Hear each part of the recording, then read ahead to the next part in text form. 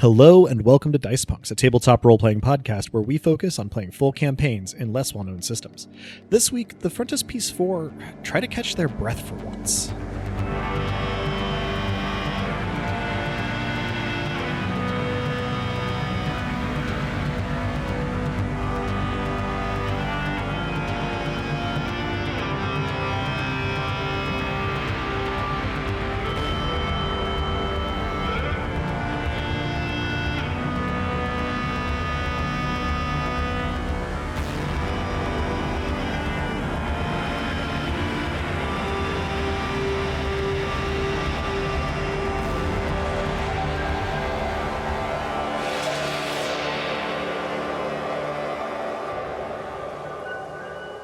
Hello and welcome. I'm Adam, your friendly neighborhood game master, and joining me are...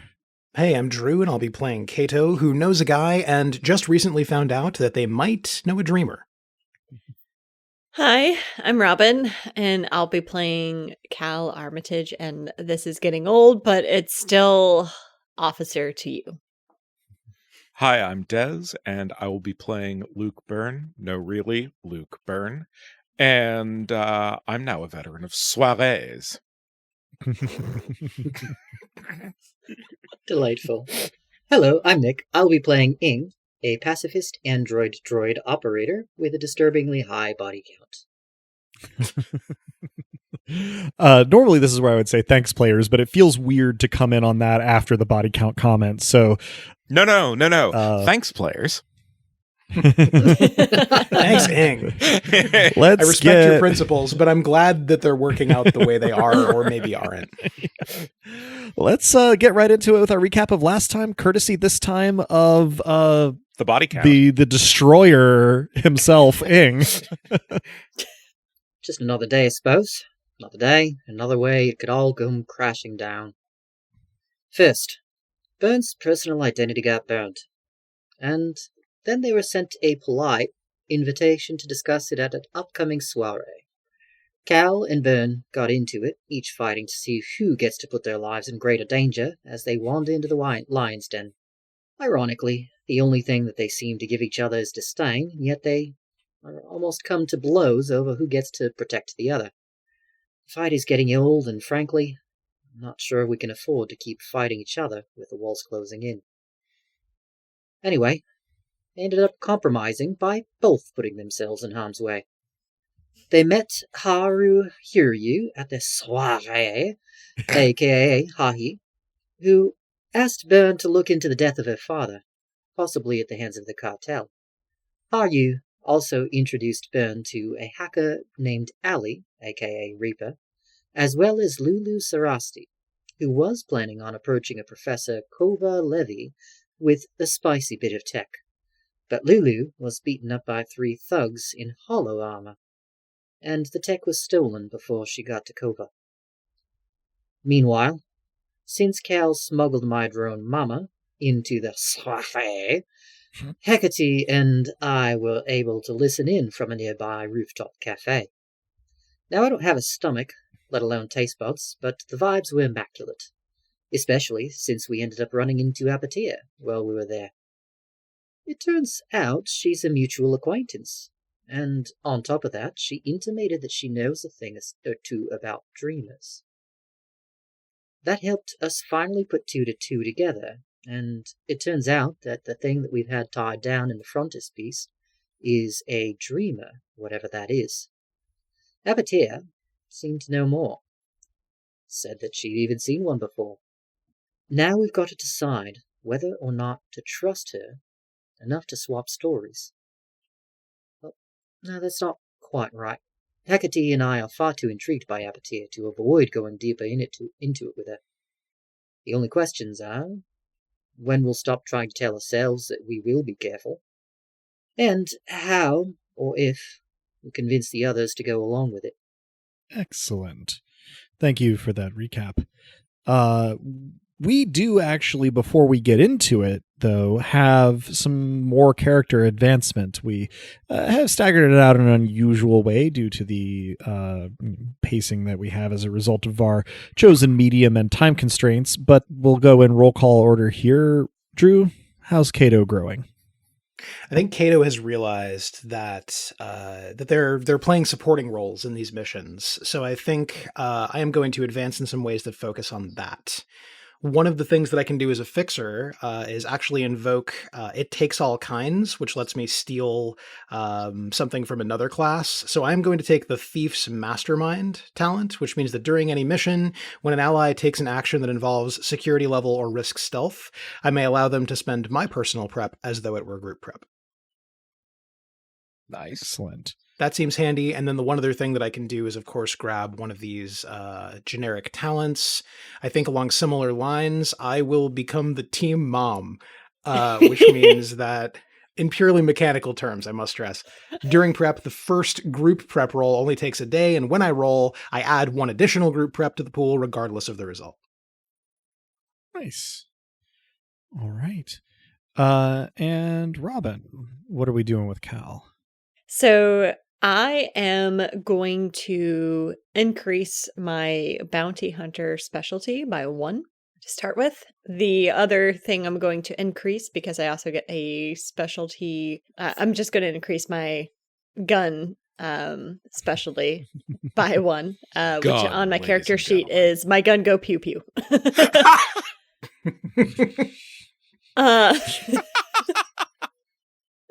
Lastly, because it's kind of double dipping, I'm going to select the talent right tool for the right job, which allows me to gain 1 asset specially with an asset of my choice.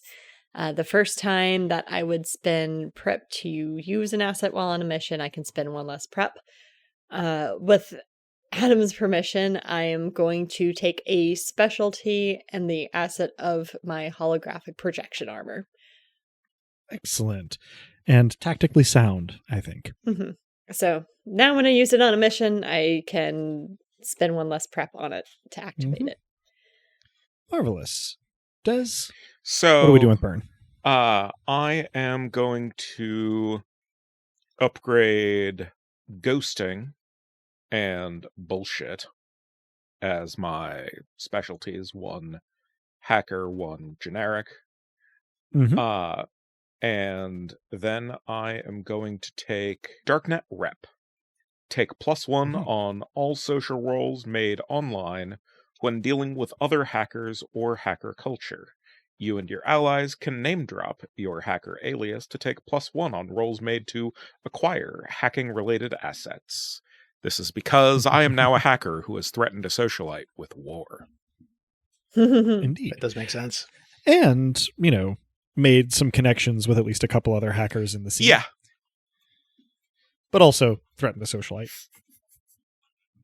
All right. Achievement unlocked. I saw the Dark Souls victory achieved text, but it's socialite threatened. Nick, how is Ing growing? Yes, well, I'd like to continue along in the operator profession, and so I will take as my talent miniaturization, which allows me to add 1 drone tag. For that drone tag, I'd like to check against, your judgment as a GM. I'd like to take passive surveillance, which is illegal.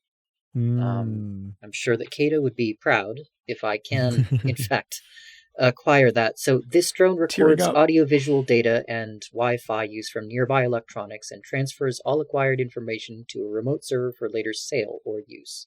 The cartel uses the data for harvesting, and police use it for illegal surveillance. Private individuals cannot use this. So I guess my rationale is that, story-wise, I'm inspired by data as a weapon or tool based on Byrne's recent predicament, but also cognizant of the fact that I have 0 income unless I beg Cato for money. So this unless might be you a way beg Cato to that. embezzle from his own establishment again. Right. So this is something that I think we can honor as a character advancement choice, but it may sort of complicate your life later. Overlap, collide with some of what we are doing early in the session here, which is likely to include some amount of downtime in which you could, both source what you need and construct these systems, as well as perhaps, and this would likely be a necessity in getting this done, but I leave it to Cato to decide, making use of Cato's recently acquired ability to plausibly deny possession of contraband illegally to put this all together. All right. So Makes sense let's to me. Yeah. put it out there as an intention then, and a track Yeah. that Ing may be on shortly. When I was going to say, should we get to the end of our downtime period this session, then you would have it available for like the next big mission. You wouldn't have it for stuff we're doing during that time, but I think we can make it available for the next time. It should matter terribly.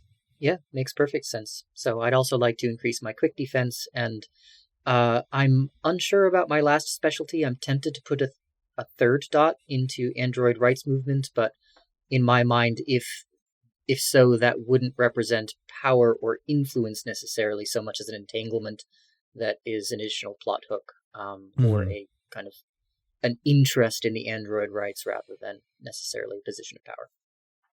Sure, and if you want to, and it is just if you want to, a way that could manifest is in how you are spending some of your downtime. So that is an option. All right. Any last thoughts, questions, things to be addressed before we get into it? Very good. So we are going to pick up, sort of reconvening back at the frontispiece after the soiree. Presumably, no sensitive conversations are going to take place on public transit. If there is something that you wish to have done or said while returning to the frontispiece, now is the time to bring it up. Otherwise, we'll pick up with you all returning more or less together to home base, as it were.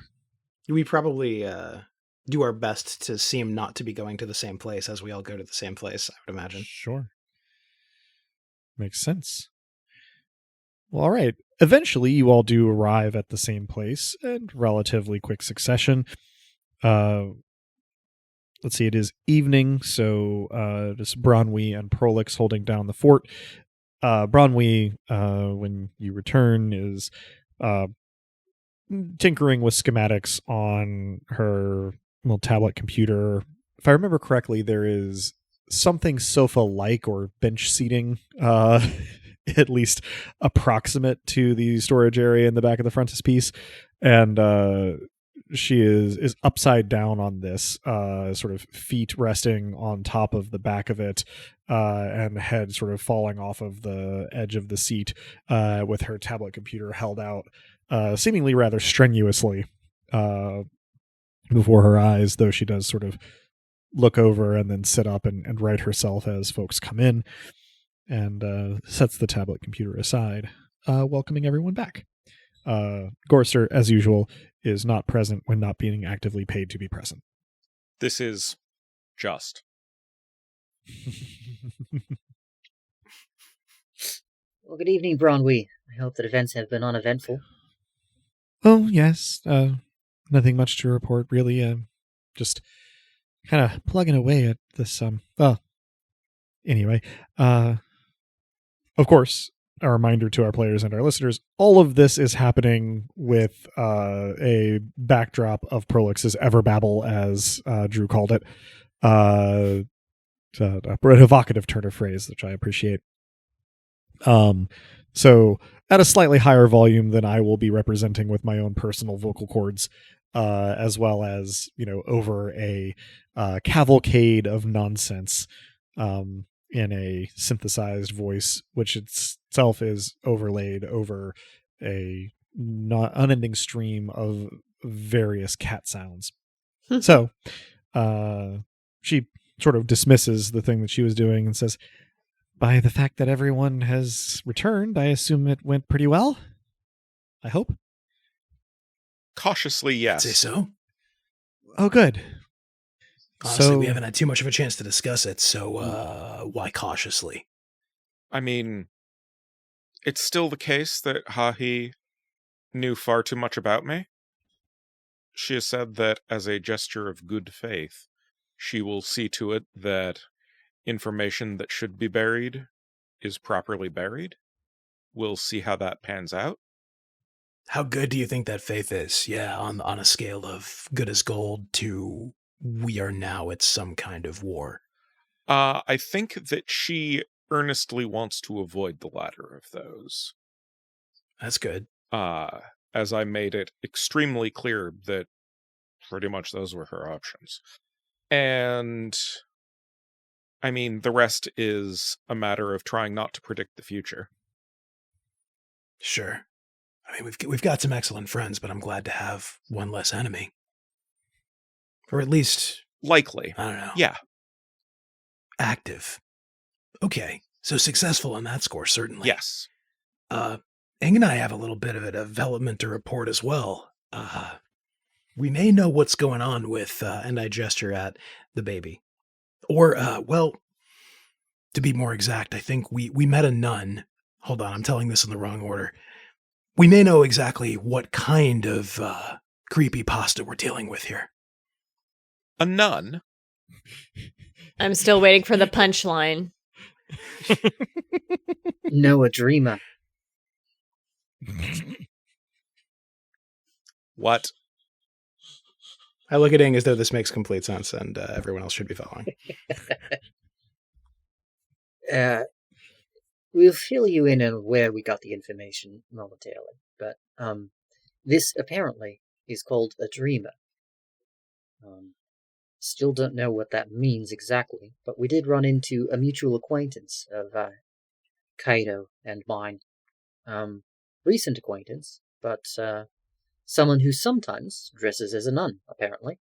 But I've also run Seems into to go by nun-related handles on the net as well, and seems very nice and very interesting, and seems to know something about all of this, but also has an uncanny way of showing up where we are. So we thought we'd put to the group whether the nun might be an op. Possibly connected to Caleb Dryden. I don't want to believe it, but it's definitely not impossible. Say more about this nun. Also, what handles? Starless Nun, specifically. Is that one I'm familiar with, Adam? No. Okay. Bronwyn also just shrugs her shoulders, and I would assume that I'd have heard about somebody who went around dressed as a nun, but this is the first time hearing of it. Starless Nun seems to be her handle on the public net. Could be something else for the spicier stuff. I ping K&B about this, actively while we're in the middle of talking. Okay. No immediate response. Whatever, I guess, unless it's via email, it would show a AFK status. But inbox open, so to speak. Message has been received. Yep. Chasing dreamers. That was a turn of phrase she used a couple of times. I think it's an idiom, but I also think maybe it's not an idiom. She claims to have run into a dreamer herself, a different one from the sounds of things. I pull out one of those classic flip notebooks and start to jot down notes. Yay! Cop gonna cop. The law and order chung chung in the background. Sunglasses suddenly appear on my face. I was going to say, it is now my headcanon that when Cal gets a text message or an email or whatever, the notification sound on their phone is the Law and Order. Chung chung. I am comfortable with this. This does have Cal energy. It does. Big Cal energy. So Bronwyn is looking consideringly at the baby, and sort of just, okay, this is getting... I understand why we wouldn't want to, but what are our thoughts about just using some of Gorister's welding tools to take this thing apart or melt it down to slag and just kind of get totally rid of it. When it was a creepypasta, it was weird and ominous, but now there's like a designation for this kind of thing. And I mean, well, look at the tech, right? It's someone somewhere is going to come for it, right? Probably. Right? Almost certainly. Someone already has. She points at Ing. Right. So,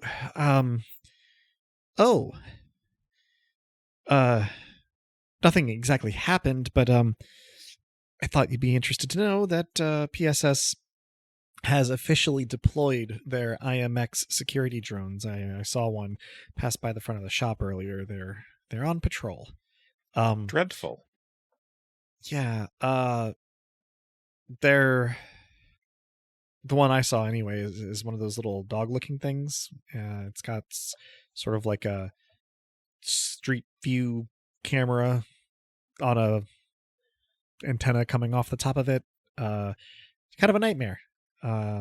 It was playing an augvert as it walked past. Midway between Fahrenheit 451 and Boston Dynamics.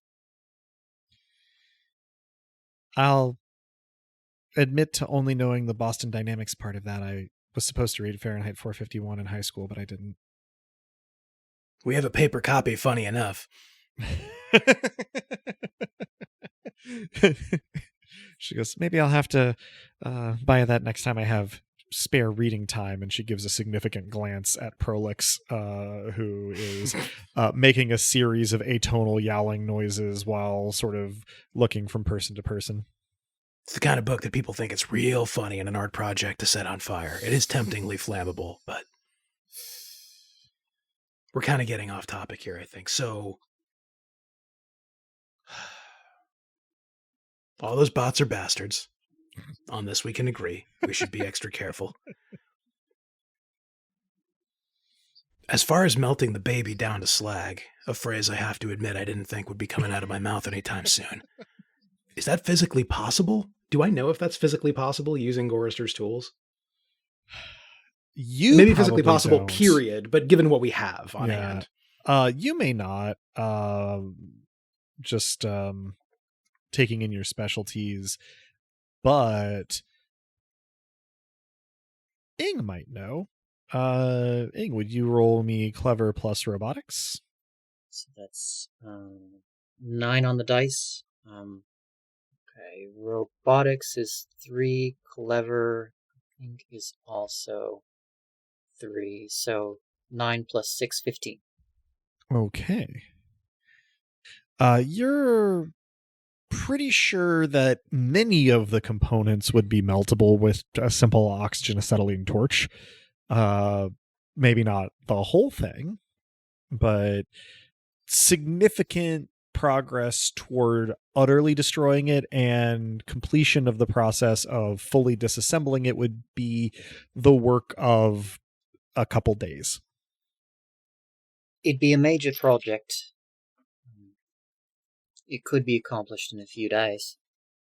But also it didn't react so well to even being turned on. And as far as I know, we didn't find an off button other than shooting it.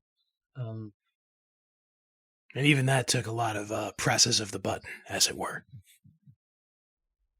And without knowing what it is, we don't even know if it's sentient. Oh, I was putting aside ethical questions for the moment. That was the next topic. Having a thing that might fight back be alive while we take it apart for several days seems less than ideal, even if we are able to sleep at night afterwards. But your point is well taken. It could be sentient. It could be more sentient than we are. We don't know. I mean, it could be a them, and I don't mean in the alternative pronoun sense. I mean, how do we even know there's only one consciousness in there if we know that there's consciousness in there? We don't know anything. I was on board with taking the damn thing apart until that came up. This could be a culture, like a bowl of yeast. We don't know. I look at Ing. Bronwyn says 3.1415 with the tonality of, well, fuck. That doesn't mean no, it just means we need more information, I think. No, I mean, you're like I said, your points are well taken. I'd rather talk to it than disassemble it. But I think the point is also well taken that we can't keep going the way we're going, or someone is going to descend on us with something we can't defend against to, I don't know, to do whatever it is they want to do with this thing. The dragnet is closing. That was a very cop way of putting that, but yes, agreed. Seems like we need answers soon. Because you're right, Bronwyn, we can't just keep sitting on this. So the question is, do we roll the dice with the nun? Yes. It's the only lead we've got. Not just the best, but the only. Slight correction. It was mentioned last time, so I don't feel like it is the voice of God speaking into your mind. Listen Caleb to Dryden. me, boy. Mhm. Also, Yeah, that's true. you don't have incredibly convenient contact information, but also, like, he has sought you out before. That's Mhm. a good point. Yeah, in fact, I do. I think in character, I correct myself. I say, well, there's Dryden. But I mean, this is the only option that's made an offer, which if someone wants to argue that that's suspicious, I don't know that I can disagree. Oh, it's incredibly suspicious, but it is the only offer we have that's not past due addresses. Yeah, well said. I look over to Matchstick. Consensus? I mean, in the absence of good choices. That does seem to be the order of the day, yeah.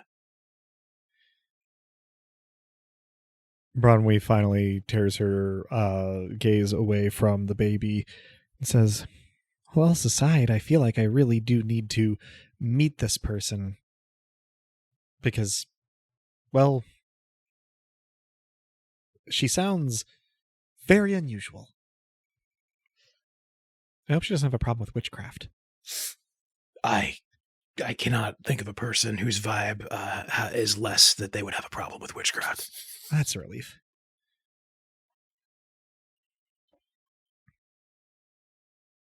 Well, All right then. So it is, if you were to eat dinner now, it would be a late dinner on the evening of Monday, January the 20th. Are we immediately contacting Apatia? If so, I assume it is going to be Kato who does so, having been given her contact information, her business card. Or are we, setting a different time? And if so, when? Yeah, I'll put it to the group. Brief table talk. Do we want to get this show on the road, or are things probably too hot tonight, given that crimes were just, in the air? I think press ahead. Mhm. As much as Yeah. I would like the downtime to kind of consolidate stuff and do things, I think in story it makes the most sense to actually just kind of contact Apatea. Agreed on that. Let's do it. I send her a message. I say, so interested in catching a dreamer?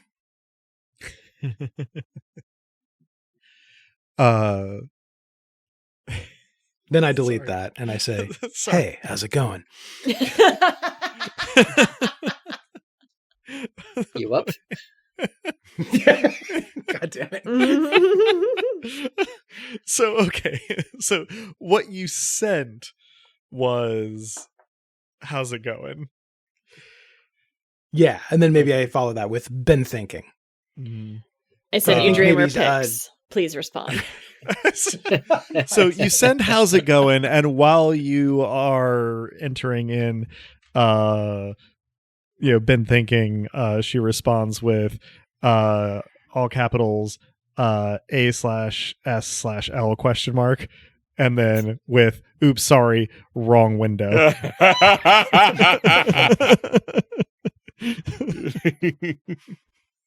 I say, it happens. Wanted to discuss the chase. Realize There that is a saying dreamer over Sure. who knows how secure comms is probably not the best idea. You get a fairly protracted little like is typing thing, followed by the message that you get after all of this is actually not that long. It just says, "Do you know the place of honor?" This does not mean anything to you. I put to the group whether it means anything to them. Does Is this it? like a nuclear silo reference? What's going on here? Everybody present has only heard this phrase in that context that Cato just brought up, if at all. But if Burn doesn't, then Bronwy will just run a quick search. Yep. Either or. And it turns out to be a bar and grill in Mariposa Ward. Yeah, I respond, Mariposa? She sends a little I don't know about everybody else, but in various programs and apps and things, emoticons these days are increasingly animated. And she sends one of those, but done up kind of in the style of like an AOL user icon, those little animated ones of the little yellow man with the white head like crossing his arms and nodding. It is generously like 50 by 50 pixels. I love this. It's perfect. So then I say, all right, 32 / it's complicated / meet you there soon. So it's just like a full-on movie gif of something you've never seen before, but a character with a very bad haircut and a cringily goofy expression doing finger guns. Yeah.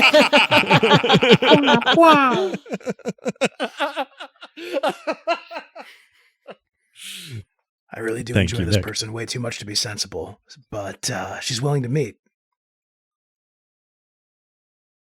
Bronwy goes, so probably not a whole gang kind of thing. That would probably draw a lot of attention. Might be a bad way to start, yeah. All right. Well, I guess she looks at Prolix and sighs.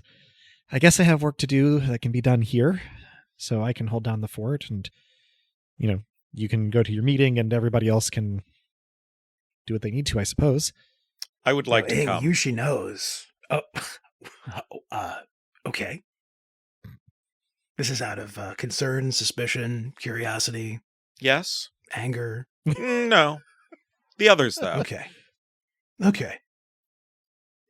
I ask, mind if I bring a couple friends? She responds, as long as they're interesting, then with a winky emoticon. Do I know how to do the little pixel people that she's doing? It is genuinely just her embedding GIFs. Okay. Rather than spend time figuring out how to embed GIFs, I send terrible ASCII art of some symbol that means "I promise," and then at the I lose confidence that means anything, and say, "Yeah, I promise they're interesting." She sends 3 little red heart emoji back. Okay.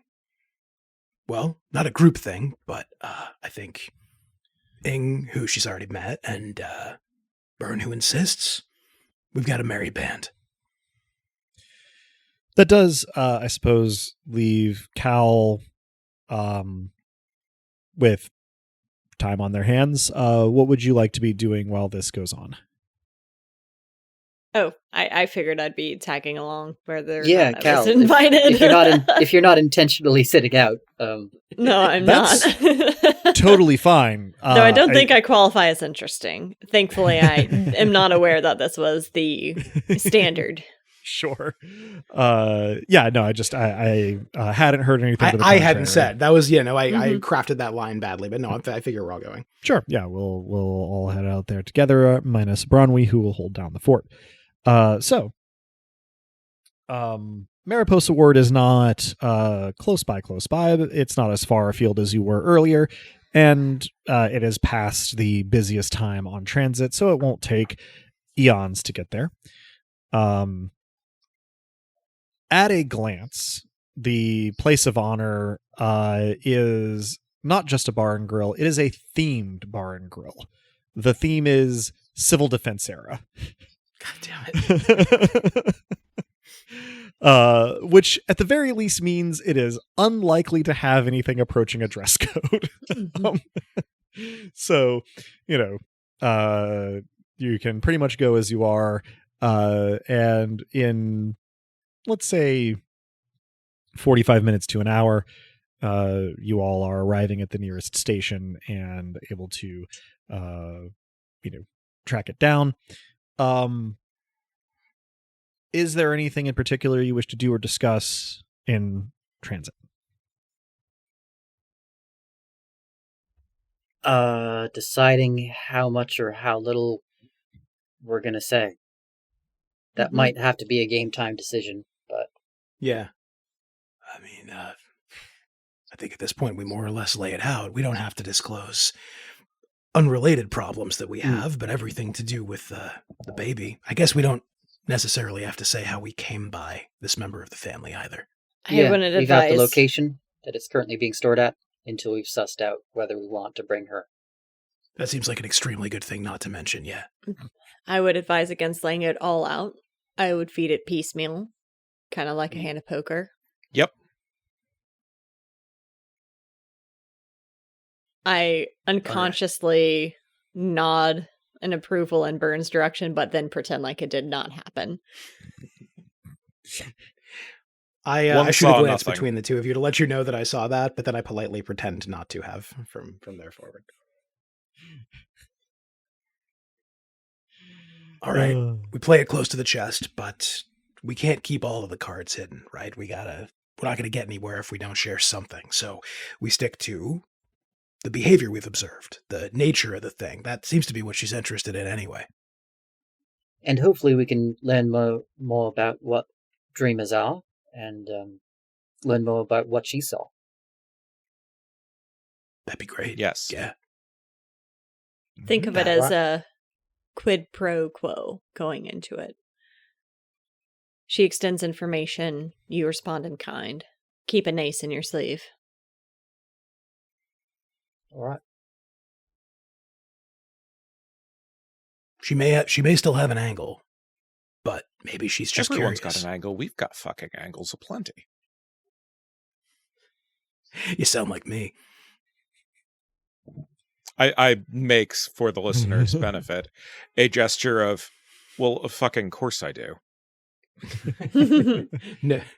Yeah, it was the international no shit Sherlock gesture. Yeah, Yeah, like we're not quite at of course, Dad, but that's also an elephant in the room.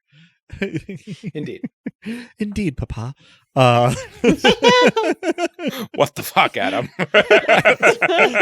Unbidden, a shiver runs down Cato's somewhat mechanical spine. I was going to say, it is entirely possible that, in a technical sense, Cato does have the most physical angles out of anybody in the group. Yeah, that's probably numerically correct.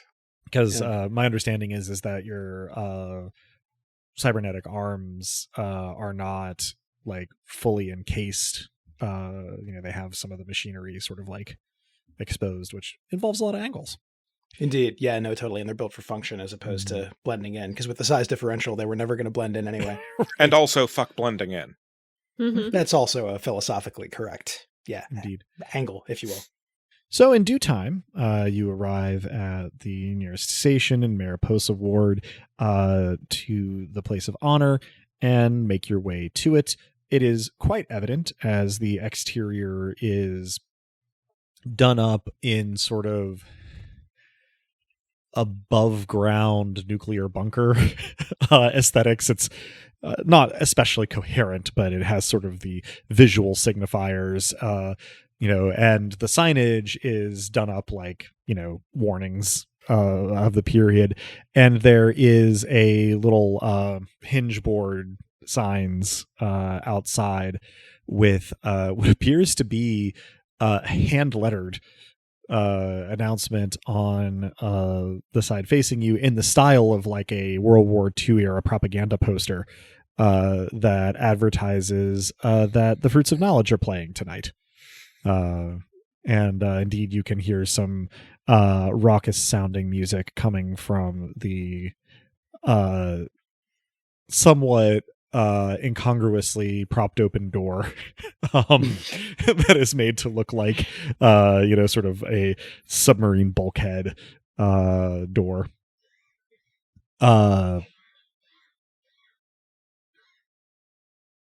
It is not empty, but lightly attended, and Apatia is not yet in evidence. This does give you time to note the interior decor, which is somewhere between, like military mess hall,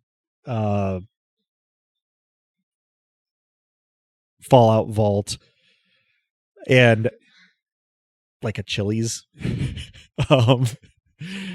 And there Chili is there is a bar being tended by someone who, well, could be anywhere from a little older than Byrne, but extremely sleep deprived, to a little younger than Kato, and maybe not extremely sleep deprived, but habitually sleep deprived. He's, just kind of like short, messy hair and a somewhat stained button-up shirt. Looks just permanently rumpled, and as though if he could not lean on the bar, he would fall over. There are a handful of guests sitting at the tables, and another handful bopping along to the music. The stage, when you come in, is to your right. It is a cleared out space of floor with some kind of risers supporting a modular sort of stage. The risers are about 5 inches tall. It is not a dramatic stage, and crammed onto it are 5 extremely flamboyantly dressed people with wigs and feather boas and fun genderfuck outfits. The lead singer has what appears to be a sex toy strapped to their forehead, like a unicorn horn. It is painted decoratively, and they are alternately sort of aggro shouting and melodically singing in a somewhat like kind of alto register. It is difficult, given the acoustics of the place, to make out any of the lyrics, but they are going for it.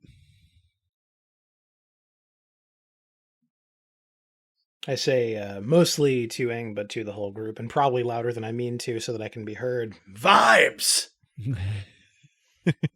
Definite vibes.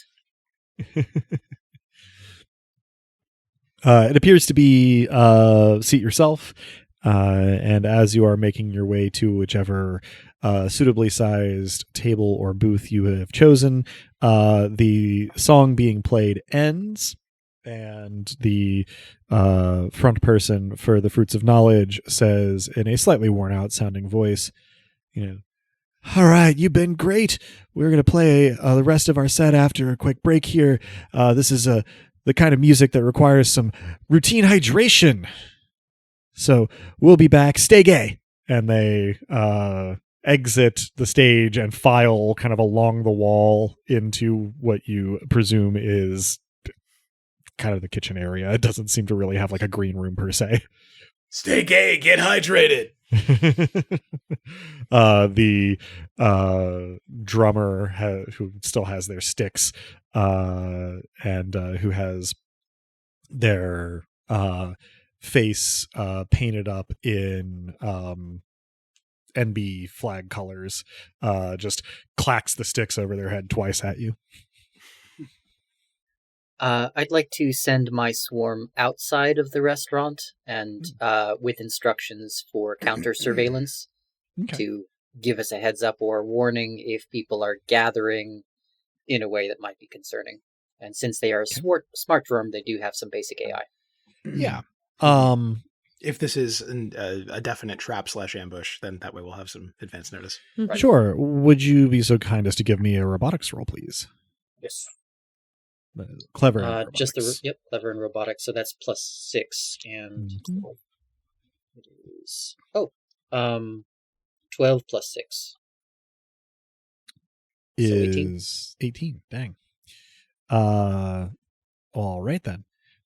It's a bit of a retcon, but knowing that there were IMX surveillance drones out and about, I likely activated my holographic projection armor. Was that like upon leaving the Certainly frontispiece? before arriving. Probably not upon leaving the frontispiece because it's part of my usual. Well, so the IMX drones are in PSS's employ. You are Oh. several wards away. Oh, okay. Excellent. Yeah. Then yeah, that would have been upon leaving the frontispiece. Okay. And so you've left it active kind of the Mhm. whole time. Okay. Yeah. Good to know. Not a problem to retcon. So yeah, it's, drones are out doing counter surveillance. Cal's holographic projection armor is going.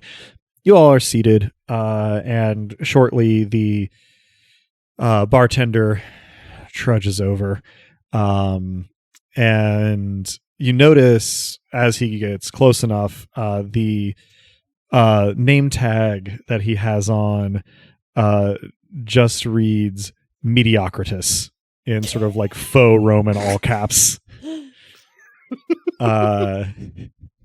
And he says in just a very sort of draggled voice, "Get you something to drink, folks?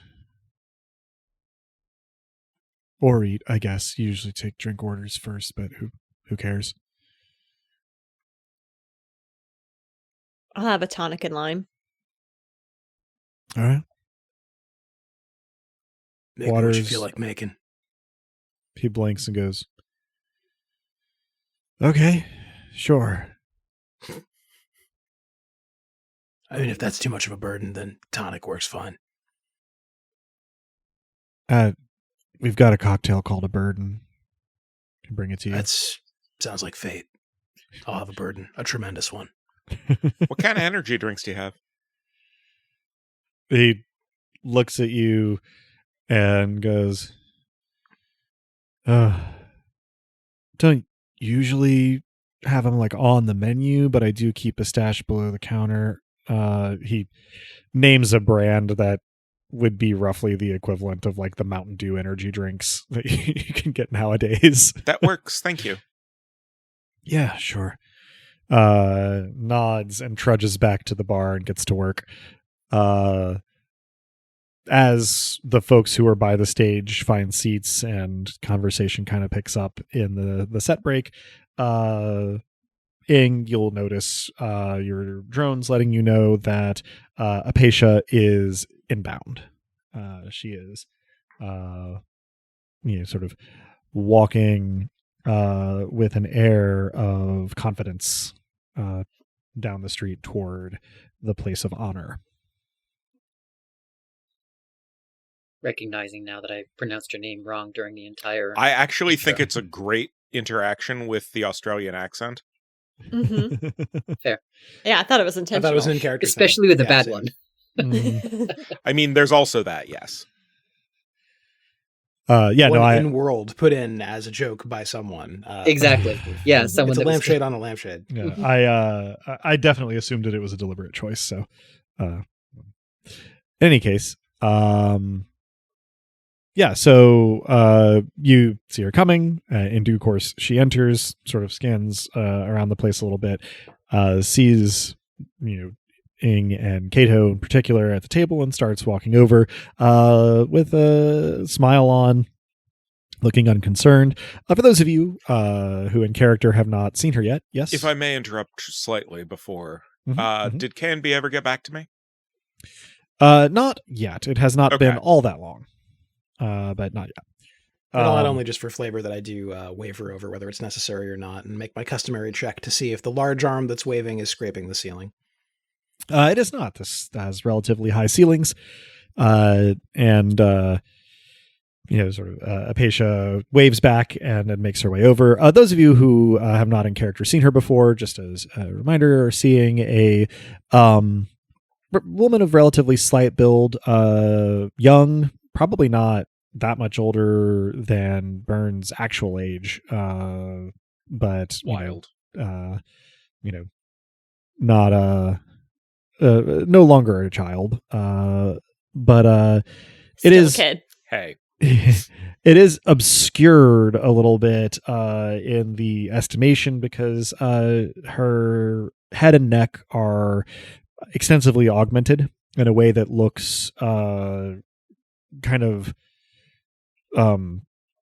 I think the word I used last time was like concerning. It just, not the result of a master plan professionally implemented. She's got, some chrome teeth with sharpened canines and augmented eyes, as well as all of the stuff on the back of her head and neck. She has short, dark hair, not currently covered by a wimple, but is otherwise wearing what does appear to be a sort of parody of a nun's habit, in a dark night sky blue with silvery LED sort of pinprick lights dusted over it. And she strides over, smiling, and joins you at your table, waving to Cal and Byrne, and says, "Good evening. I am Apatia. Nice to meet you. And nice to see the two of you again, and so soon." Yeah, thanks for coming. And firmly promise everyone here is interesting in one way or another. She nods. "Oh, I firmly believe you. I hope you don't mind the choice of venue. It's one of the relatively few places that I can be sure doesn't have any active surveillance." It's I turn charming. I turn to Kato and just say, I approve of this one. She grins. She says, "You've been thinking." Me too. Yeah. I never stop, really. Yeah, it's a gift and a curse. I hear you. Specifically about dreamers. I guess I wanted to compare notes. She kind of gives you a smirk and says, "Oh, I don't write any of this stuff down." Purely metaphorically. I actually wouldn't want it written down. That's prudent, smart. She nods. Wise. You said it's been a long time since you've encountered one. My own experience, and I brought some friends because mine intersects with theirs. My own experience is more recent. I think there's one on Grand Cross, at least one, more or less as we speak. She nods. She says, "Okay, well, so basic background then. Let's get you caught up. Dreamers are a Grand Cross phenomenon, as far as I know. Nothing like them has ever been reported on other stations or on Luna. Earth, well, bigger place, harder to parse. Who knows? But they seem to be unique here, and the earliest sort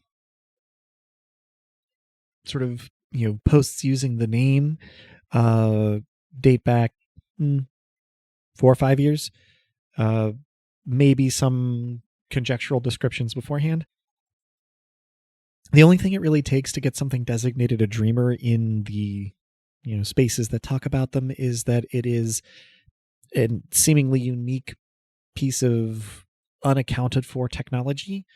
And typically, if you find something weird, but it is inert or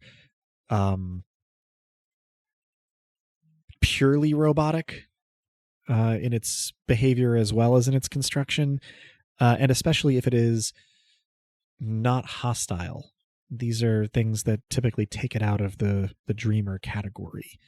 Those are the things that dreamers typically have in common. They are active, mobile, and seem to display decision-making capacities of some kind. And then, of course, they are... And also, they don't like you. Yes, they're not examples of known publicly known technology, and no one has yet, as far as I know, reported a fully peaceful encounter. There have been times when, the dreamers, if that is what they were in these cases, simply retreat or hide or do something seemingly arbitrary, but attempts to get particularly close to them are, in almost all of the accounts, met with hostility. I am not the world's most analytical thinker all of the time, but one of the things that has occurred to me is that it's hard to separate actual accounts from storytelling tropes. These are phenomena that people, don't take very seriously a lot of the time, and so a lot of what's out there on them is just storytelling. And so it's hard to say for sure that the unfriendliness is, or any other aspect of them for that matter, is a fact, when it could just be what makes the story interesting. That's more or less the way that discussions on them tend to work. There are people who are aware of them who think that it's just urban legends, and then there are people who are aware of them who are actively attempting to find or explain them or warn others about them. I think that's the basics. There's no consensus on how many there are, but the general agreement is that they are mostly unique. There's, a limited cast, though at times they are sometimes in the stories accompanied by other devices, other drones, perhaps. Are they sentient or connected to one another somehow? That's not easy to answer. I don't think anybody could with confidence. Certainly not me. It's possible. It could be that it's true in some cases. It could be that it's true in no cases. It could be that it's true in all cases. And also, what is sentiment or sentience at a certain point? She looks at you and smiles in a way that exposes her sharpened chrome canines and says, "That's the question, isn't it?" But in a functional way, in order for the online communities to consider something a dreamer, it has to act under its own power in a decision-making capacity. So that implies at least an animal level of stimulus response. So some level of sentience and some level of sapience, but it's impossible to know with any certainty what level. And if history for Back on Earth teaches us anything about this particular line of inquiry, it's that when humans think they're encountering animals that are hostile or evil, it's almost always the human's fault. She nods and says, "That is probably true. The difference is that, as far as I'm aware, humans didn't create wolves or snakes. I'm pretty sure that humans have to have created the dreamers, and so it may or may not be the human who's present's fault, even if it is a human's fault." That's a fair distinction. We tried to uncreate wolves, I guess. Yeah, we got dogs. Fair degree of success. Have you heard these dreamers associated with anyone by the name of Canopus? She sort of cocks her head and says, Canopus. Someone posts on the forum, at least one of them, with a name that has Canopus in it. He's a little bit of a crackpot, I think. And then she sort of pauses and goes, "Well, if that's not the crackpot calling the kettle black." But I don't know much or anything about them specifically. Could be related, perhaps. Where could these forms be found? She is, oh, well, I can provide you with a short list, but do know that they get taken down a lot or move around a lot.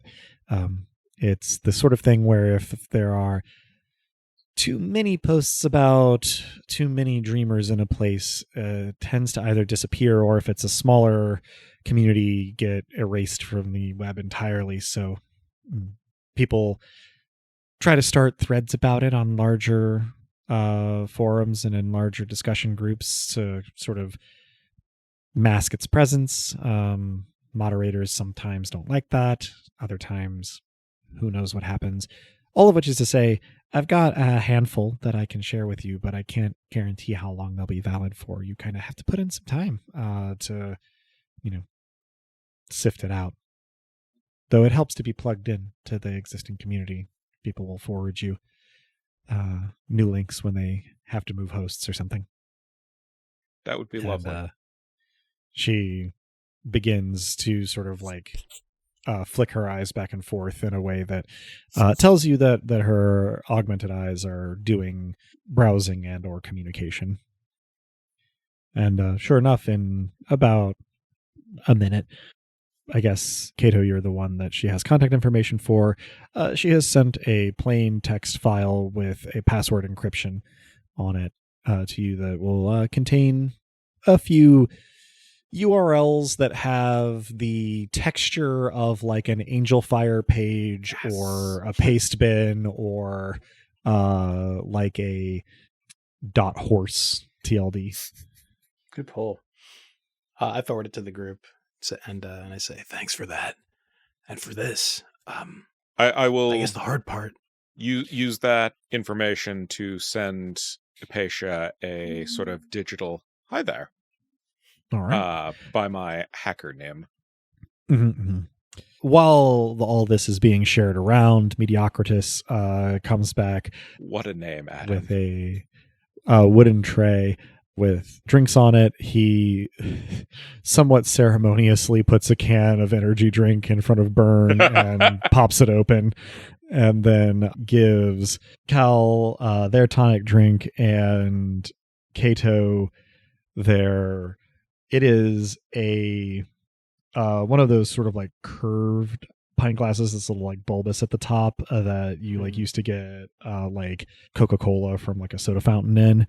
And it is served lightly chilled, no ice, no garnish, and it appears to just be like a dark liquid inside the glass that brings to mind the word sludge. It's probably not actually that thick in texture, but it kind of like gives off vibes. I slosh it around to the degree that sludge can be sloshed and say, burdensome. Thanks. Yeah. It is a little less viscous than it at first appears, but it is clear that at least one of the elements that went into it has sort of like an oil base. It doesn't smell enough for it to be like essential oils, but kind of that overall texture that kind of gives it more of a sludgy vibe. I find myself thinking about how I have yet to replace my biostomach with an Android one that can detect hazardous materials, but figure, what the hell. He gives kind of a glum nod and he says, folks want any food? Could I actually get a glass, opaque, ideally, for my friend here? And I jerk my chin in Ing's direction. He sort of looks and goes, yeah, I can do that. Anything else? He turns his attention to Hypatia and goes, oh, didn't see you come in. I'll be back with your drink. And I guess at that point, if you want anything to eat, just let me know. And he tucks his tray under his arm as though it weighs 1,000 pounds and trudges back to the bar to make Hypatia's drink. A regular here, I take it.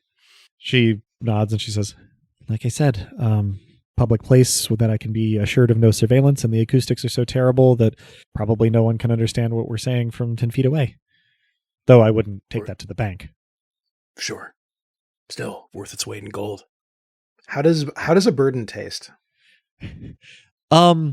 Astringent is sort of the main thing, though it has perhaps appropriately a lingering aftertaste that is a little sweet but a lot bitter. It's you don't hate it, but this is a lot of it. So it's a sipping drink. It's probably not my kind of drink in real life, albeit in an extreme form. Yeah, it sounds complex. I've been read for filth, and I accept it willingly. So, thanks again. I think the tough part is just separating fact from fiction. So, I mean, maybe we talk about our own experiences, assuming we can all trust each other enough to share, at least the truth as we're able to understand it. She nods and she says, "No, that sounds great. If it's all the same to you, I'd love it if you would go first in the experience sharing, because, well, on the one hand, I'm more likely to have relevant information on your experience than you are on mine. And, well, if I'm being honest, mine is kind of personal. So the show of trust would, not that I distrust you, but it would be nice." It's fair enough. Excellent. She looks like she's about to say something, and her mouth sort of like opens, and then her expression freezes somewhat unnaturally. And Ing, you may not be the only one to notice, but you're certainly the first to notice that her augmented eyes, the like irising focal element, judders in a way that can't be intentional.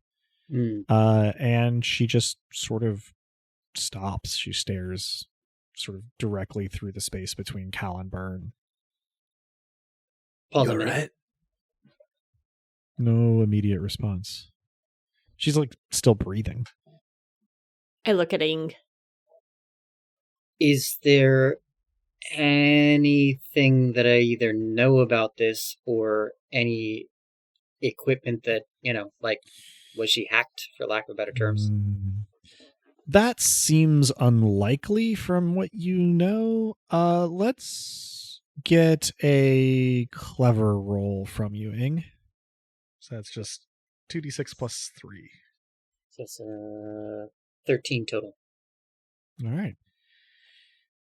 This has never happened to you or to anyone around you before, but it is something that androids occasionally talk about. This looks for all the world like her augments have had some kind of runtime error. This is extremely rare, but can happen to androids when they like don't go into their maintenance cycle for like a really long time. Around about the time you sort of conclude that might be what you're looking at, her optical augments sort of like snap closed, open, closed, and then sort of, dilate back to where they were before, and her mouth snaps shut and she sort of looks around a little wildly at where she is and at you. And welcome back. You're safe. At least as safe as you were a few moments ago. You spaced out for a moment there. And she sort of focuses in on you. She says, "Thanks. And looks around the table and goes, Right.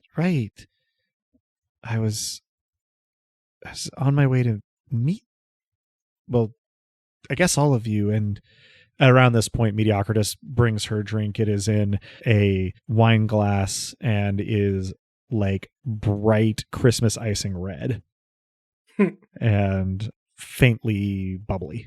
And he sort of puts it down. He goes, "Anything to eat or no? All right." And just doesn't really wait for a response before walking off.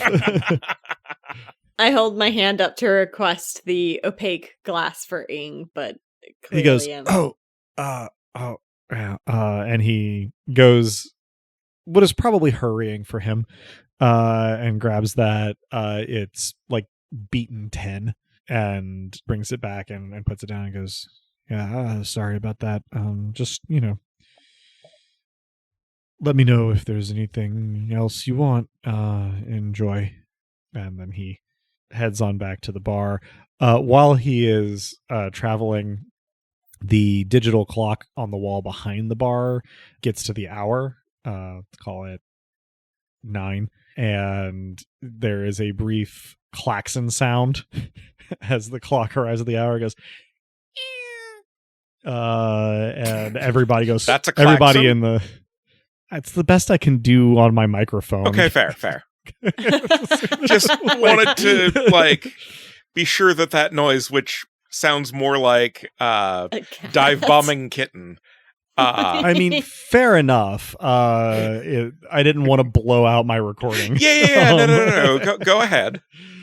Yeah. It is my point is, it is a falling sound and relatively abrupt, but quite loud. And everybody in the place, including Mediocritus, goes and sort of like jumps. I suppose, Ing, it is up to you whether that is a feature of your nervous system or not.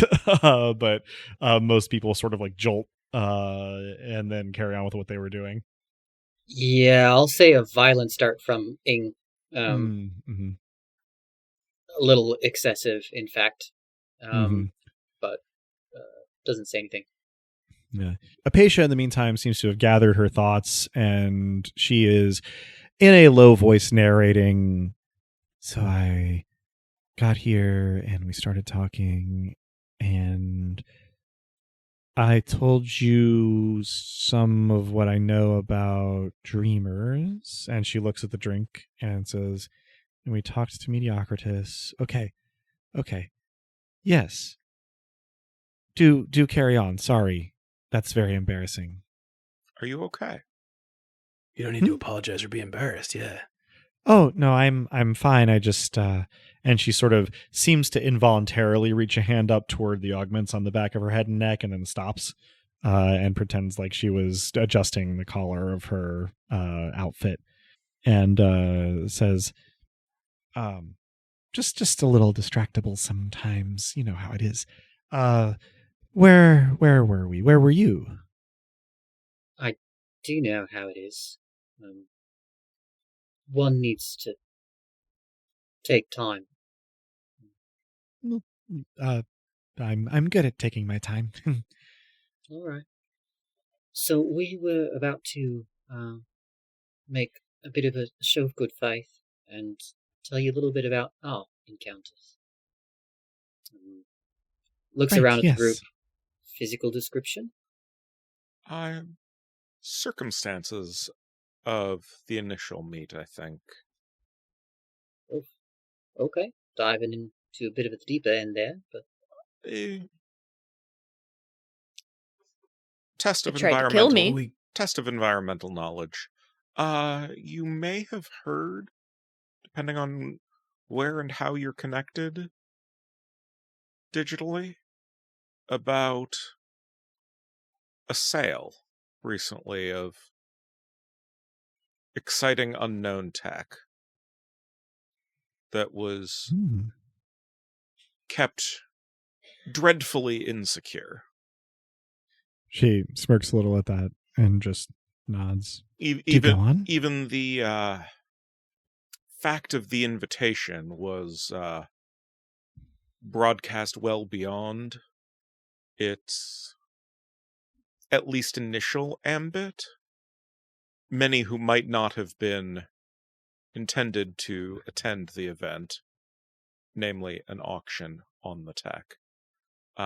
She jumps in and she says, "No, someone auctioned off a dreamer?" Tried to. They tried. She didn't go well. Offered it. Literally like folds her hands in front of her on the table in like a prayer position and goes, "Lord, protect us. That is some of the stupidest bullshit I've ever heard." That is an accurate assessment of the intelligence of the operators involved, although it's unclear who was operating them, as they might have been useful idiots as opposed to just the regular kind. Oh, they were clearly useful idiots. I point She at Burn. nods. So, she sort of looks considering, we can perhaps elide, if my assumptions are correct, the next bit, but you encountered one of them, and what was it like? It took Unpleasant. Well, yes, that.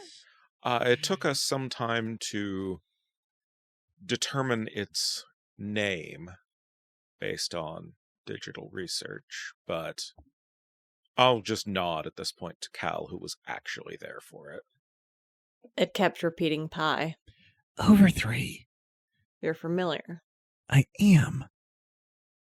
It has a polyhedron with some sort of prehensile arms that can extend from it. It has some weapon-like functions with it, at least according to reports. I would classify those as weapons. Yeah, the reports are correct on that score. She nods. Oh, this is exciting. I've never spoken to eyewitnesses of Over 3, which is frustrating because it is arguably it's certainly not the most commonly referenced, but my smell tests of various stories suggest it might be the most commonly encountered of the major dreamers. So if that's correct, and if I'm correct, then what it sounds like is one of those who encountered it maybe subdued it and then decided that the best thing to do with it would be to sell it?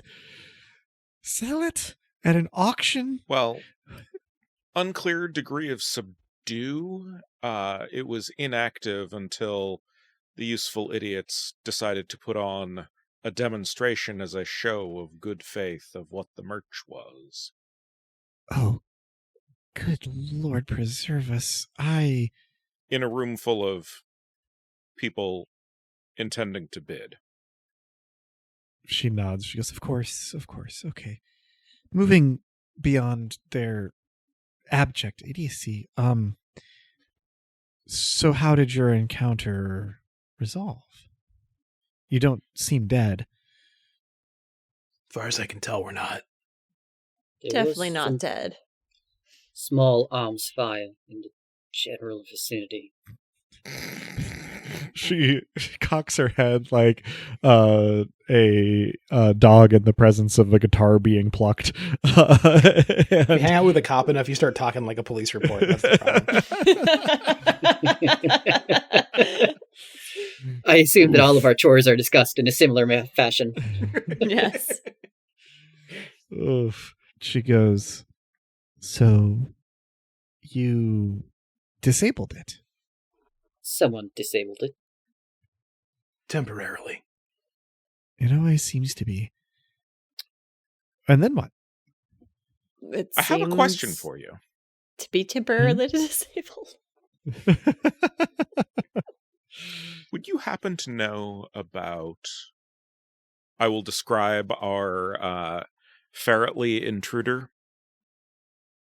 She furrows a brow and she goes, interesting. It sounds like a kit bash. They're almost all built on that scale.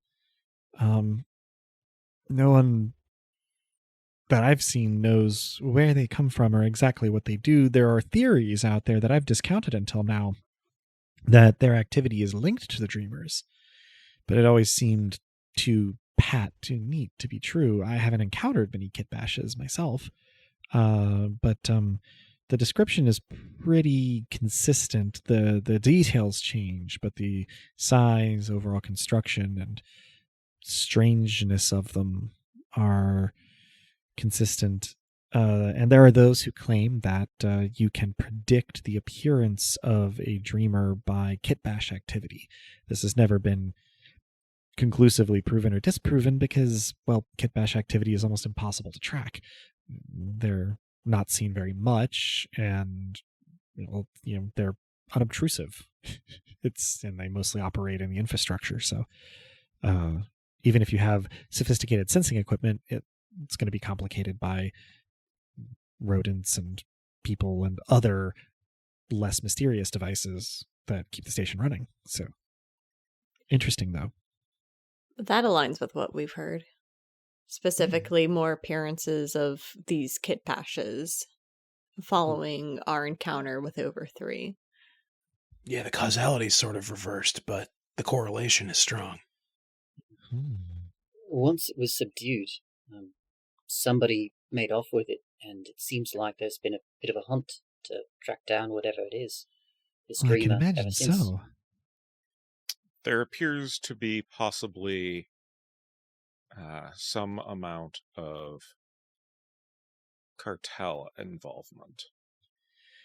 She nods and she says, I can't prove anything. It is pretty much just a gut feeling, but my feeling is that the reason why information about the dreamers is so impermanent and unreliable is due to cartel interference. And there are a number of possible explanations for that, but, it would be odd for these things to exist on this station and not at least have the cartel's attention. And I find it likely that they are involved somehow, but I couldn't tell you really how that would be. That seems logical, yes. Is this enough of an informational outlay to sort of start a reciprocation? My working theory is that they plan to weaponize them. Napatia nods and she says, that could very well be the case. My understanding is that Over 3 is, well, easily provoked, and so it would make sense to want to use it as a weapon. And so I was wanting to get Cal's contribution before we move on, but she does indicate that, yes, no, I appreciate your information, and anything further that you decide to trust me with is certainly welcome, but it's probably a high time that I... She sort of chuckles to herself and poses a little grandiosely in her chair, and she says, gave you my origin story. And then sort of chuckles and leans over the table a little bit, taking a generous sip of the red, lightly fizzy drink in her wine glass. It does color her lips somewhat redder, which is a fun effect. I don't know if I had particularly mentioned it before, but this iteration of Apatia is quite pale, as there is a tendency to wanness among people who live on Grand Cross for a while, who don't make a point of it to sort of get outdoor sunlight. So she launches into her tale. She's pretty dramatic about it. She says, so I didn't realize it at the time, but my parents were in a cult, and this cult orchestrated to get a decent number of their members. It wasn't a big cult, but a decent number of their members tickets crossing to Grand Cross. The idea was that they could make a bid for being, more important as a religion here in sort of an entirely new orbital society than they would have been able to be back on Earth, where they were just a relatively anonymous and unremarkable offshoot of, well, mystical, fundamentalist, charismatic Christianity. If you have ever heard of the Quiverful movement, they're not dead center of that, but it's a decent approximation. Ugh. So It couldn't have been easy, I'm sorry. Well, it certainly wasn't, but that's not specifically what the story is about. And I don't want to overstate the normality, relatively speaking, of this organization. They were kind of syncretic. A lot of their beliefs were centered around orbital expansion. There's a reason that they were kind of obscure looking back on it. So we arrived puts me kind of in the early wave of double crossers, if you will. I had my 11th birthday shortly after we arrived, and, well, it didn't really go very well. The cult never really got off the ground in the way they wanted, and this, of course, damaged the credibility of its leaders, and they got a little bit desperate, and I was too young to know exactly what was going on, but, activities moved increasingly into the basements of the station as they fell more and more into anonymity and in some cases disrepair. At some point, for some reason, we encountered what I have to believe was a dreamer. I don't have clear memories if any of you have ever spent time in the basements. They're not very well lit unless in use. And, well, like I said, I was not a small child, but, well, there are other complications, I guess. I don't really know what happened to the rest of the cult. The last time I saw them, the remaining members, my parents, me, a couple other families, and the leaders were in this room in the basement. And then there was a bright light and a noise that you heard with your bones rather than your ears. And the silhouette of something terrifying. And, well, when I woke up, the rest of them were gone. And something had happened to me. I don't know exactly how to explain it. I mean, it's easy to explain in the literal sense. I had a couple of minor augments. I don't really know what they were intended to do, but they were, elected for by my parents. Just a little metal patch right here behind my ear, and another one sort of at the very base of my neck, the top of my spine. And when I woke up, there were more. Nothing like what I have now, but more. And I don't know how to describe it. I don't actually know how long I was out of body, but it was, and she sort of like loses focus on you and sort of just stares up into the middle distance, and like color rises to her cheeks and her expression softens, just like kind of remembering it. But she reaches for the words and she says, "It was a small eternity of euphoria." And I had the feeling waking up that I had lost not just the sensation, but crucial knowledge that I had been told something important, something secret, something world-changing, but that my mind couldn't quite contain it. And on my best days, I find myself believing that it's still in there and it'll reemerge when I need it.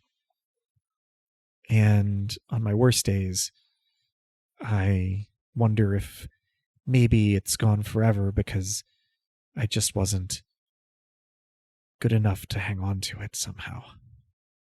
She shakes her head a little bit as though clearing it and says, "In any case, my immediate assumption was that, well, that God had visited me.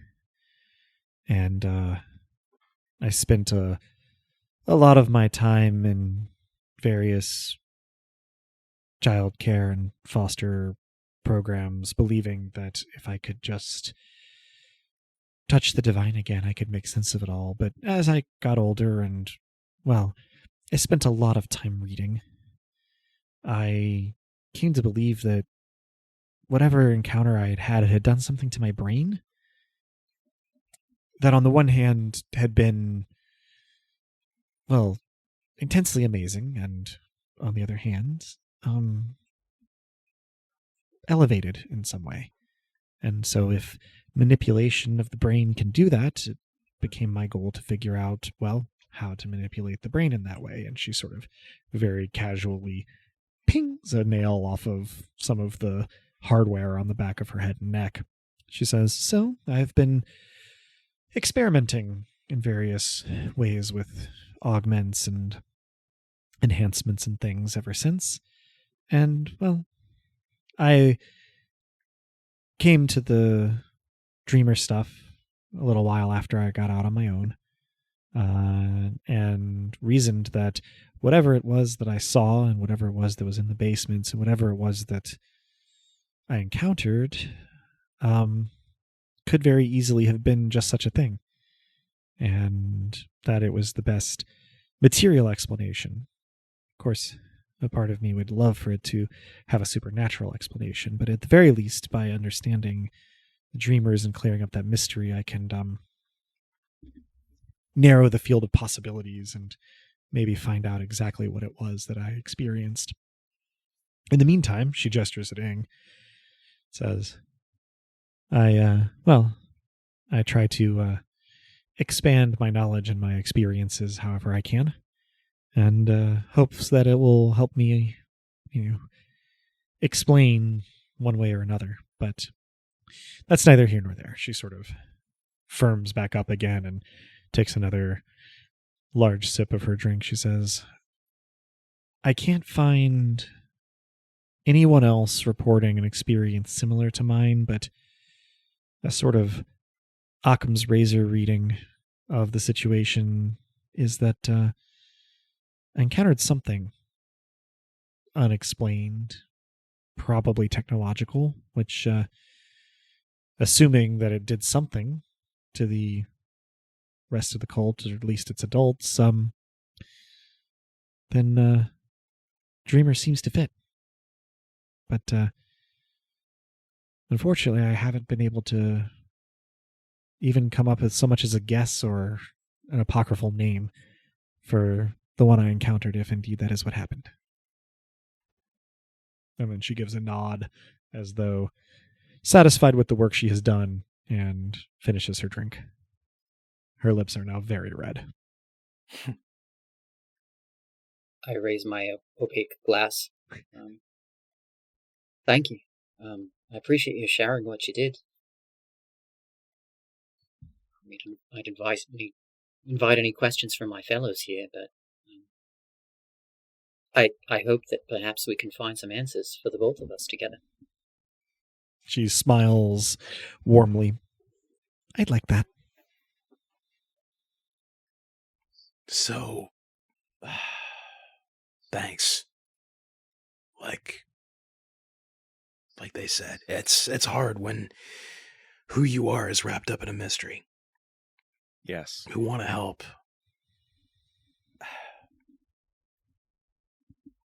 So at the time you felt like it was God. And that made sense given your framework, but has anything you've seen since given you, other than the context about dreamers? You said they came from people. Do you have any idea which people? She shakes her head. She says, my reasoning is that everything on this station came from people, unless we're willing to entertain the idea, as some do, that these are some kind of devices or probes sent by extrasolar system alien presences to investigate or conquer or exterminate us or whatever. Then they had to have been at some point in the chain of causality caused by people. That's how machinery occurs in all of human experience so far, anyway. It's a safe place to start at the very least, sure. Makes sense. You said you've heard of over 3. Do dreamers have families? Are the two potentially related? It's hard to even know what language to start with. When you ask if they are potentially related and use the word family, she sort of gets a slightly stricken look, and she goes, I hadn't even considered. And sort of looks at you wide-eyed with a look somewhere between excitement and terror, and she goes, even if people made them, what if they can make more of themselves, different, not replicated? What if they're intelligent, if they're sapient enough to design new ones entirely? This could... She sort of slumps back in her chair a little bit and she goes, this could be way bigger than anything I've seen speculated before, if that's possible. I guess that's what I was thinking. That's what the talk about God had me thinking, right? I mean, even if God made the first people, he didn't, precisely speaking, make us. A lot of other stuff happened in between. So, I mean, if we made something that can replicate itself, can iterate on itself the way we kinda can, I mean, I don't know. I'm speculating, of course, but if we're dealing with a consciousnesses want to make other consciousnesses, both like and unlike themselves. She sort of nods slowly. That is something to consider. And then she starts to laugh quietly, getting louder as it continues, and she goes, my God, from a machine.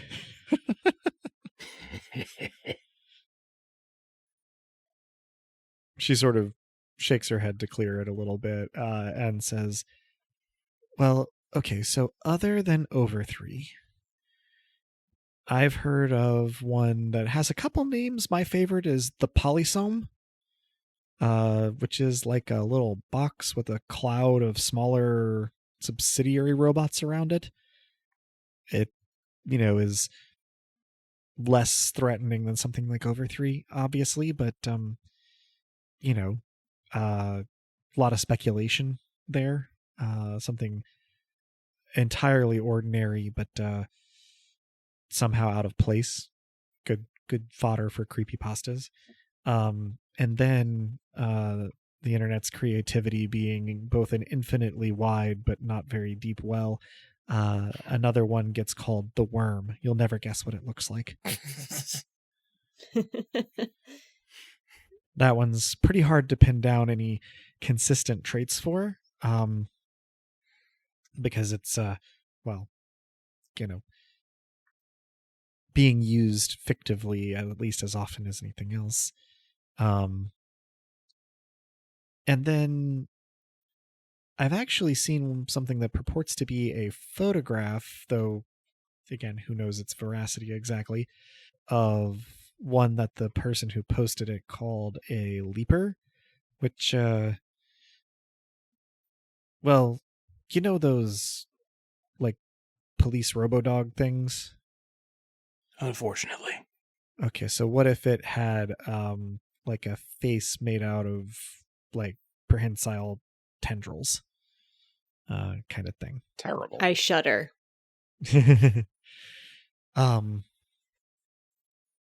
That's all the ones that I think definitely have some real world counterpart based on my reading. There are a lot of others. I mean, if we're counting kit bashes, I suppose. I'm still a little torn on that one.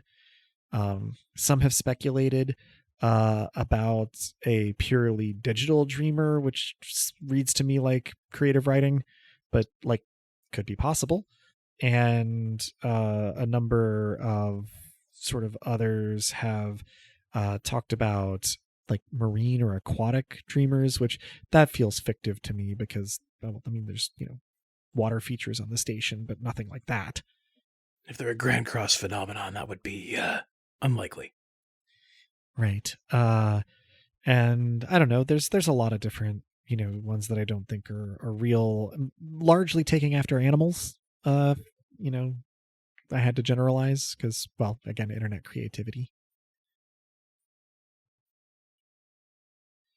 So anyway, that's the broad strokes, and you can do some reading. As she's winding down, I will cause the group chat to have a poll. Do we invite her back to the frontispiece?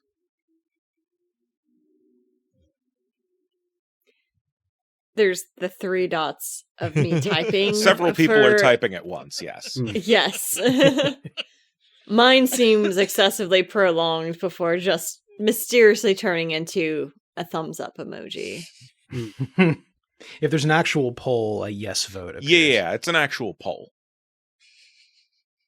I don't use the actual poll, I just send the thumbs up emoji. Of course. That sounds correct, Of course.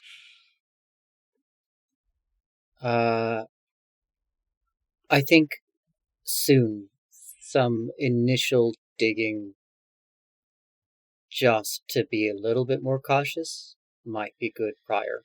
Let's vet her, then invite her. I send a pointer finger emoji to that response, pointing up to it. Byrne, do you include Bronwy on this poll? Yes. She does not respond to the yes-no poll because she's not there, but she does message back. I take it things are going well then. I leave it to you to decide, but I guess let me know if I need to.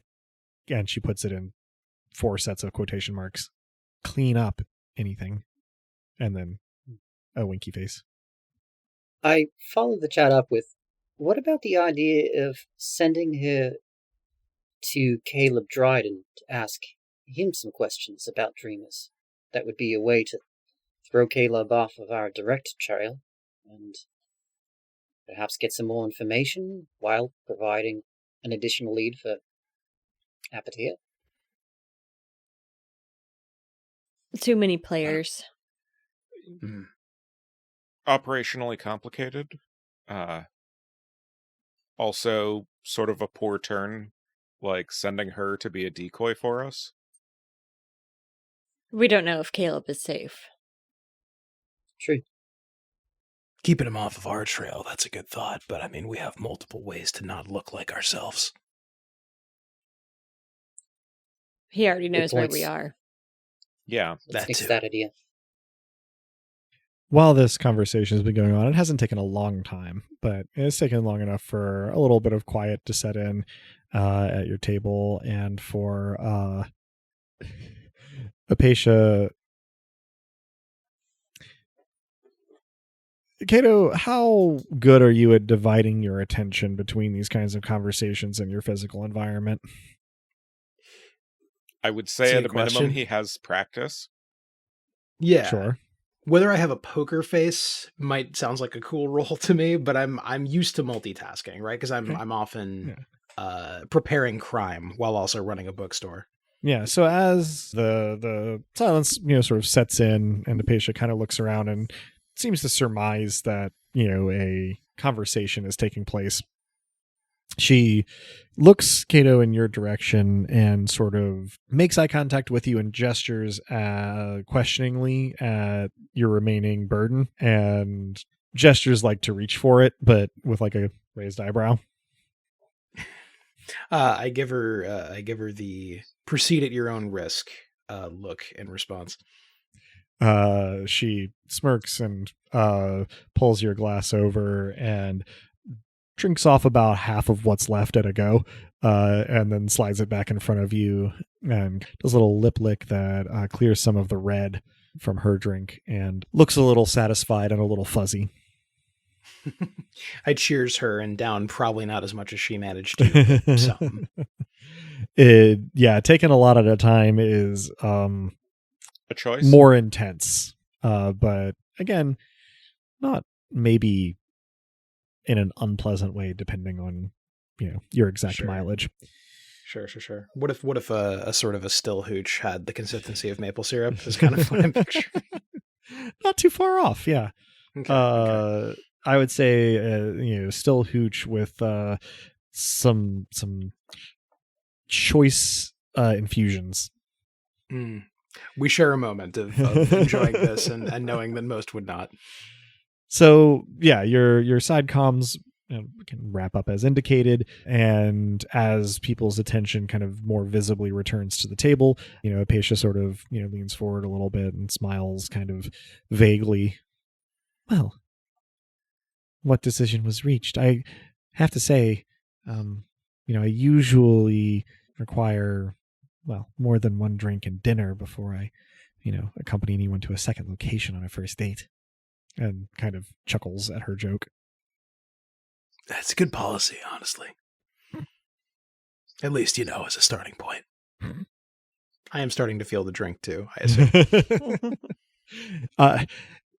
Regardless of whether it is in an intoxication sense or not, you're definitely feeling something because there's a fair bit of it and it lingers in the mouth. Sure. You were feeling the drink and also the alcohol. Mm-hmm. Exactly. That's a good way of putting it. Right. Well, I'm going to try to deceive somewhat. Okay. I think that our group has some information about who might have recovered this dreamer in the wake of this incident that we described. We're still tracking down some leads, but cautiously, I'd like to bring you into the loop. Perhaps we can get together tomorrow, the next day? At a time of mutual scheduling convenience, says the mumble teen. Age inappropriately. I look at Ing with a sharp look of approval. And it's lightly tinged by some shock. It's the same look a parent might give their child when they realize that their child is imitating them. There's so much about this exchange to hate. Infinite depth. So, Apatia sort of smirks and says, well, I guess normally I try to make him wait a little more between a first and second date, but no, I am curious to see where this goes, and you're all quite pleasant company, though she does sort of give a wry twist of the lips that seems intended for Cal.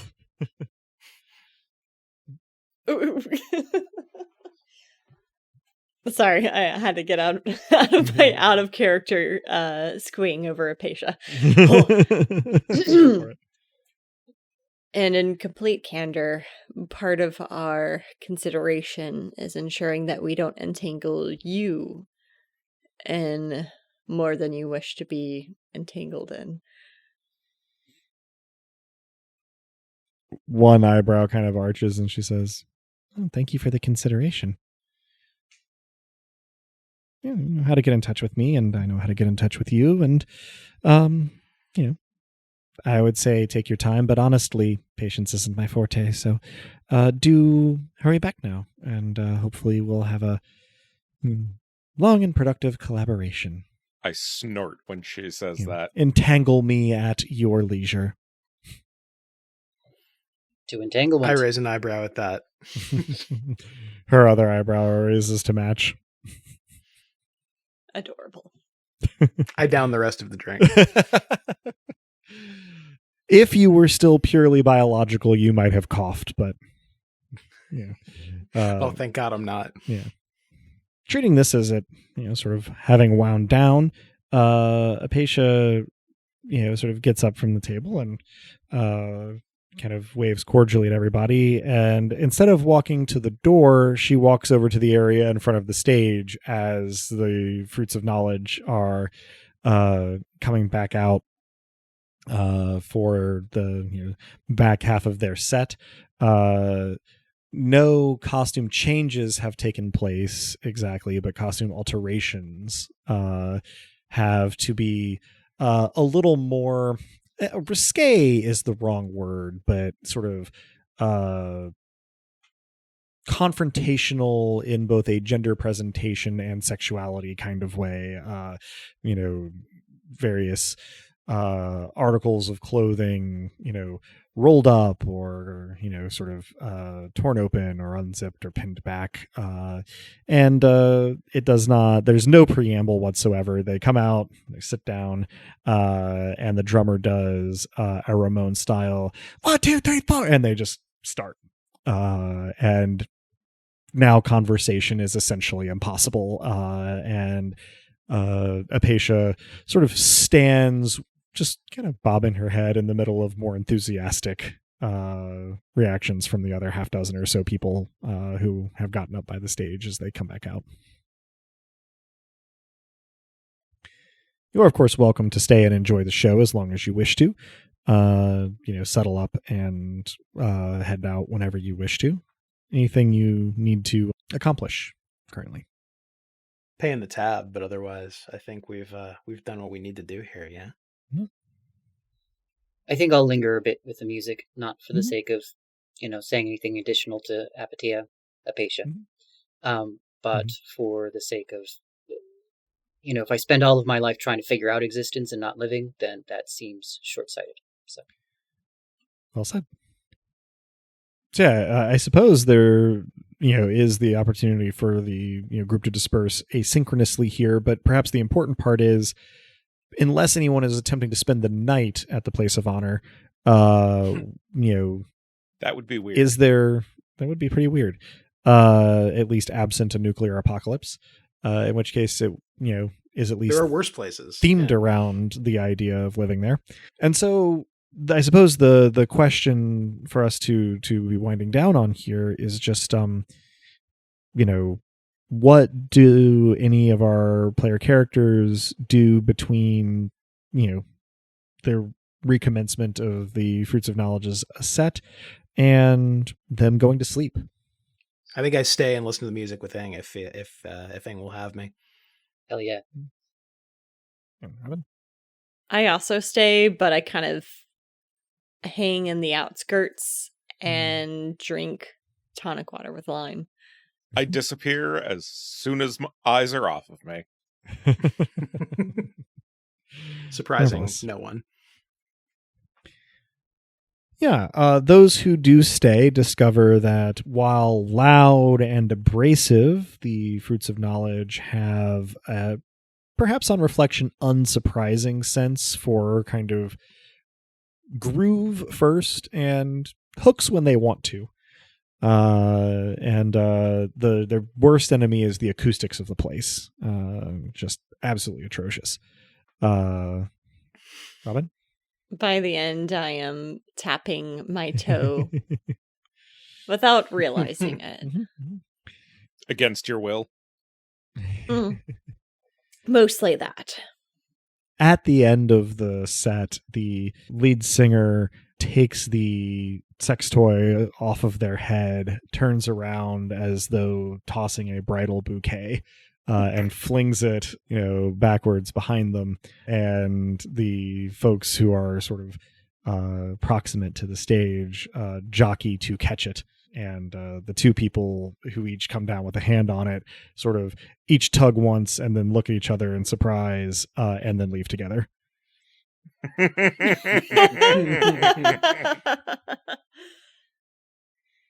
That's magnificent. Perfect. And so yeah, if there isn't anything else between our player characters and bedtime, then I think it is around about the right time for us to wind down. This will just have been the learn about Apatia at one of Adam's weird eateries episode. A great Which episode. is honestly one of my favorite kinds of episodes. Yeah. I don't think that this necessarily constitutes a session that will give us XP. Our pacing on that is just going to continue to be a little bit weird, but we'll be set up to, proceed apace when we reconvene next. So that'll conclude this session of Dice Punks. Thanks for joining us. I hope our players and listeners enjoyed it as much as I did and as much as Apatia did, and that you'll join us again next time. If you're hearing us now, then you probably know where to listen to this, but we can be found almost any place one can listen to podcasts, as well as on the wider web at dicepunks.com and on Tumblr and Blue Sky as @dicepunks. With that, I think we're ready to say farewell, so say goodbye to the kind folks back on Earth, players. Thanks for listening, and remember, always select your burdens carefully. Thank you for listening, everyone. Life is a game of poker. Even if you don't like the cards you've been dealt, you can sure bluff your way into a better hand. Thanks for listening, folks, and if you're going to talk about someone in front of them, be subtle about it.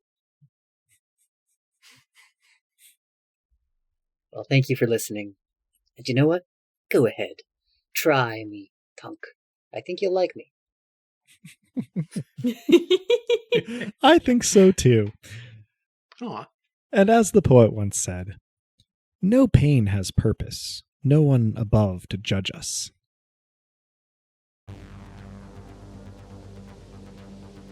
Beloved listeners, thank you for tuning in. Stick around through the admin stuff for an invocation.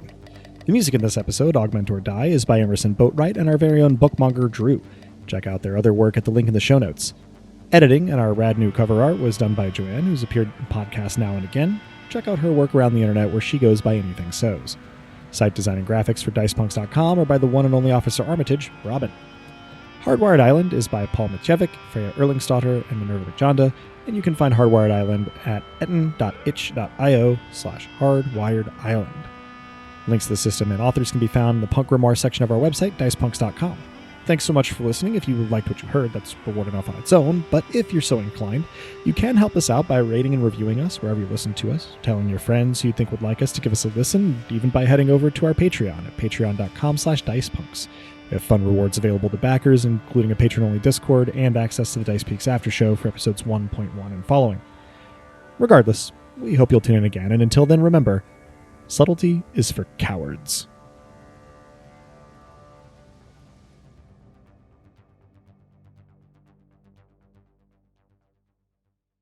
Defragging is my least favorite part of the night by far. I've tried skipping it for days on end, even made it a week once, but sooner or later, I need to sift and consolidate. Trouble is, everything in the neural net has to be chunked and sorted according to its relationship with everything else. Nothing for it, though.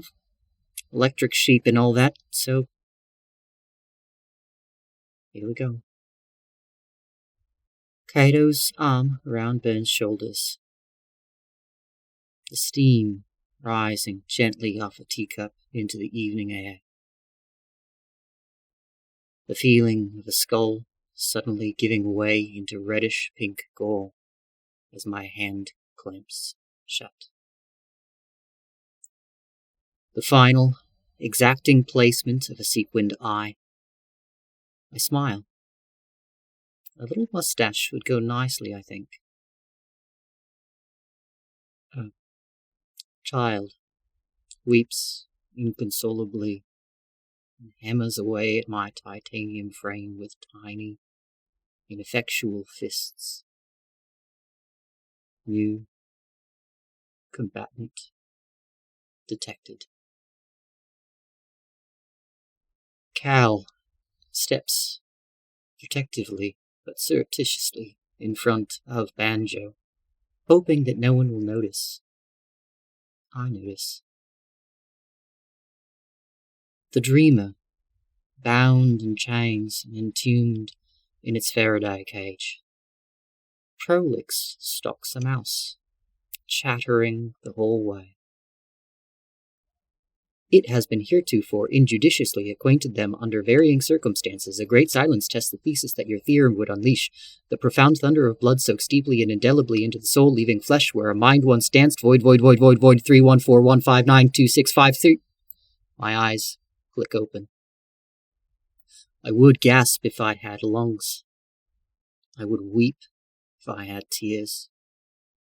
I would scream if I had any right to. Instead, I start my day.